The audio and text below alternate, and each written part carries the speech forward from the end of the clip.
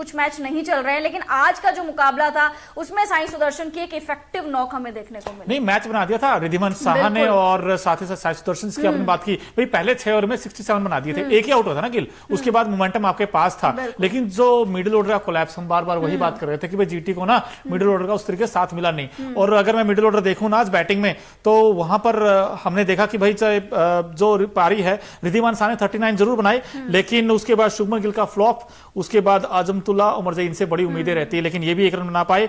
शाहरुख खान आज कुछ खास नहीं कर पाए, राहुल तेवतिया नहीं मैच फिनिश कर पाए, लेकिन डेविड मिलर ने आज दिल जीता भाई, 55 बनाए 23 गेंदों पर। इस खिलाड़ी ने भी बड़ी अच्छी पारी खेली है, और साथ ही साथ भाई राशिद खान आकर पता नहीं वो क्या ऐसा करते हैं, उसमें कुछ तो है। देखिए पिछली बार की मोनू आपको याद होगा, पिछले सीजन की 2023 आईपीएल 2023 की सबसे फेवरेट जोड़ियों में से एक थी राशिद खान और राहुल तेवतिया। इन्होंने बड़े बड़े मैचेस वो बड़े बड़े मैचेस जो है बनाए हैं, वो एक्सेप्शनल जी, मतलब फिक्स में साइंस की बनाए हैं मैच, और मतलब अपने हिसाब से मोल्ड किए हैं, और इनमें यही तो खास बात है कि मैच का रुख पलटने में माहिर हैं दोनों बैट्समैन। जब भी ऐसा फंसा हुआ मुकाबला होता है ना, आप देखते हैं हमेशा जीटी ही जीतती है, बिकॉज उनके पास राशिद खान है, राहुल तेवतिया है, डेविड मिलर है। डेविड मिलर का फ्लॉप होना भी एक जीटी के लिए बहुत बड़ी मुसीबत है, बट आज फिर भी वो चले हैं।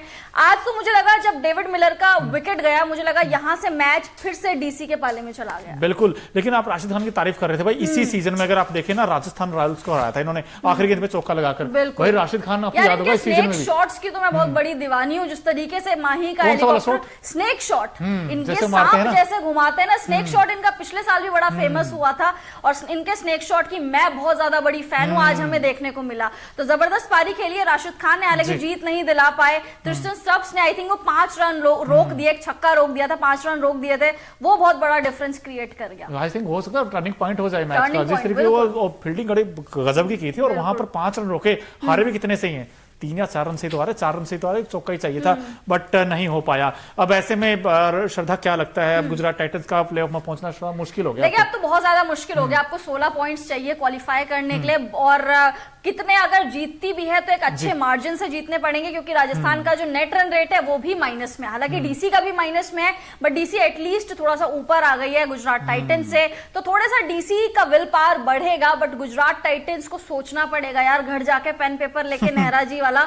सोचना पड़ेगा कि कहां गलती हो रही है। आई थिंक इनके जो डेविड मिलर ये नहीं चल रहे, इस पे थोड़ा सा ज्यादा दारोमदार है टिका हुआ कि ये क्यों नहीं चल रहा है। साथ ही साथ साई सुदर्शन और रिद्धिमान साहा की आज ही तो पारी आई है, और साई सुदर्शन की आज ही पारी आई है। ऐसा नहीं है कि कंसिस्टेंट है, वो कंसिस्टेंसी थोड़ी सी लैक कर रही है, और पिछले साल यही कंसिस्टेंसी गुजरात की टीम में थी, शायद तभी वो फाइनलिस्ट में थे। याद है कि साई सुदर्शन की बात करें तो 39 रन इन्होंने बनाए 25 बॉल्स में। शुरुआत में रन बॉल्स खेल रहे थे, बट उसके बाद काफी ज्यादा इफेक्टिव साबित हुए। 150 से ऊपर का स्ट्राइक रेट इनका रहा, जिसमें 7 चौके इन्होंने लगाया। उसके बाद रिद्धिमान साहा की बात करें, 39 रन इन्होंने बनाए 25 बॉल्स का सामना करते हुए। रिद्धिमान साहा ने पीछे एक स्टंपिंग जरूर मिस की थी, वो स्टंपिंग किसकी थी मुझे याद नहीं आ रही, बट एक स्टंपिंग इन्होंने जरूर मिस करी थी दिल्ली कैपिटल्स की।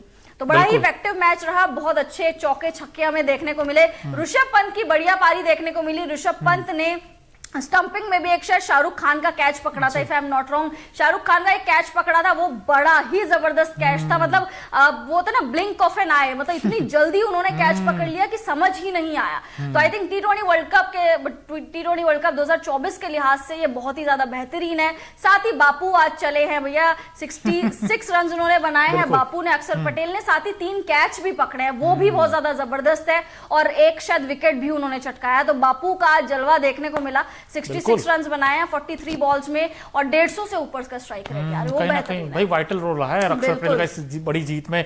लेकिन मैं लास्ट का रोमांच बता देता हूं दोस्तों, बड़ा वो जो ओवर था ना भाई, 19 चाहिए थे 6 गेंद में। हमने कहा 19 बनते नहीं है यार, 13-14 होते तो चलो बन भी जाते हैं राशिद खान ने, लेकिन पहली गेंद पे चौका लगा दिया।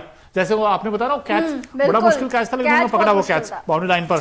उसके बाद फिर अगली गेंद फेंकी, चौका आ गया। अब 1-2 लगातार बैक टू बैक चौके आ गए, 11 रह गए 4 गेंदों में, मुझे लगा बन जाएंगे। फिर मुकेश ने ऐसी गेंद फांकी ना, राशिद खान को कुछ कर ही नहीं पाए, उसका कुछ जवाब था ही नहीं। अब 3 में 11 रह गए।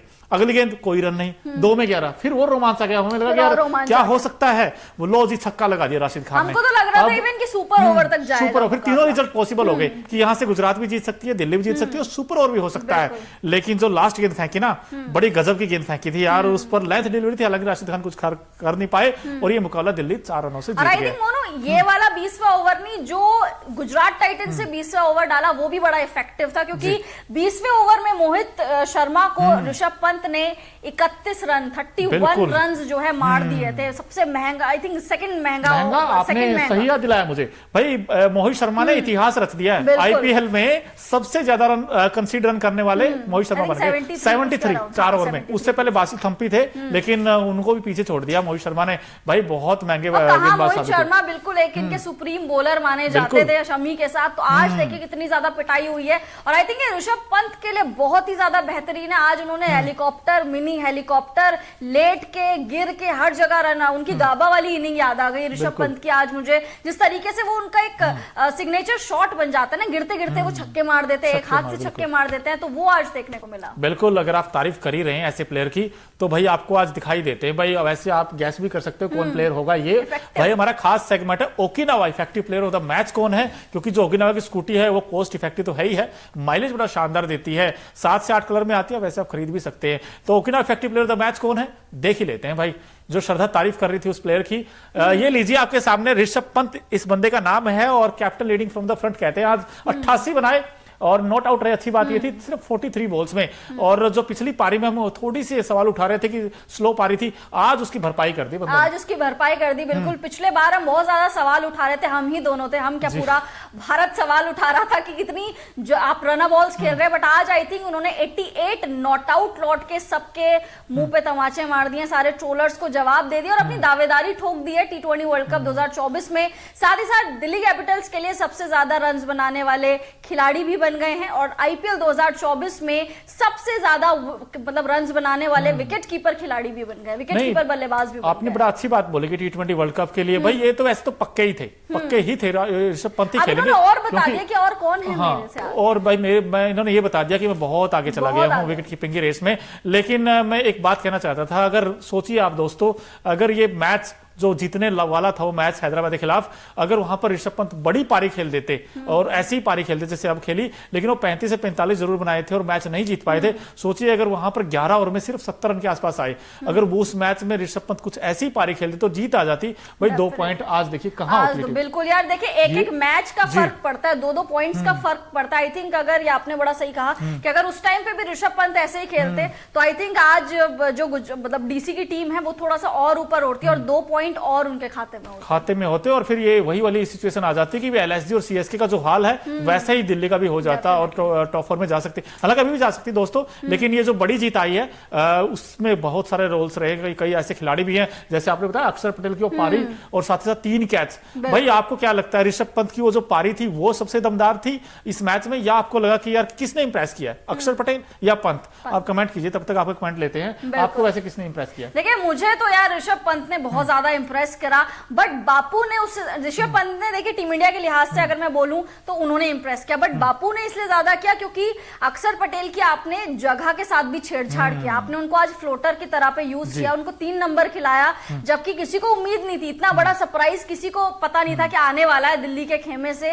3 नंबर पर उनको खिलाया और 3 नंबर पर उन्होंने जिस तरीके से खेला वो एक्सेप्शनल था। पिछले सीजन अगर आपको याद होगा तो अक्षर पटेल की बैटिंग ही नहीं आती थी, हम लोग कहते रह जाते थे कि यार अक्षर को क्यों आप ऊपर नहीं खिलाते हो, बट आज आई थिंक एक सरप्राइज दे दिया दिल्ली की टीम ने और 3 नंबर पर खिलाया, और 3 नंबर पर क्या इफेक्टिव साबित हुए हैं वो, 3 कैच 1 विकेट और 66 रन की पारी। और हमारे सीनियर अखिल गुप्ता जी हैं, वो भी इनफैक्ट बता रहे थे कि भाई अक्षर पटेल ना कल से ही नेट प्रैक्टिस कर रहे थे, सोचिए आज जैसे मैच स्टार्ट होने से पहले से ही नेट प्रैक्टिस कर रहे थे। और श्रद्धा पांडे ने, मेरी सहयोगी ने बड़ी अच्छी बात बताई मुझे, जब हम बात कर रहे थे मैच के दौरान, आपने कहा कि भाई आज लेफ्ट हैंडर का दिन था, बिल्कुल साई सुदर्शन का भी बड़ी अच्छी बैटिंग की थी, ऋषभ पंत ने भी बैटिंग की, अक्षर पटेल ने बैटिंग की। इसके अलावा दोस्तों आपने अगर कुछ मिस कर दिया हो ना वो हम दिखा देंगे। हमारा खास सेगमेंट है भाई Okinawa colourful moment of the match क्या क्या है, जो रंग बिरंग होते हैं ना मैदान पे, आप मिस कर देते हैं भाई, वो काम हम कर देते हैं। ये देखिए आपके सामने colourful moment of the match क्या क्या है ओकिनावा के। ये देखिए शुभमन गिल, आज 100वां मैच था, भले ही मैच ना जीते हो लेकिन एक कमेंडेबल अचीवमेंट है किसी प्लेयर के लिए 100 मैच खेलना।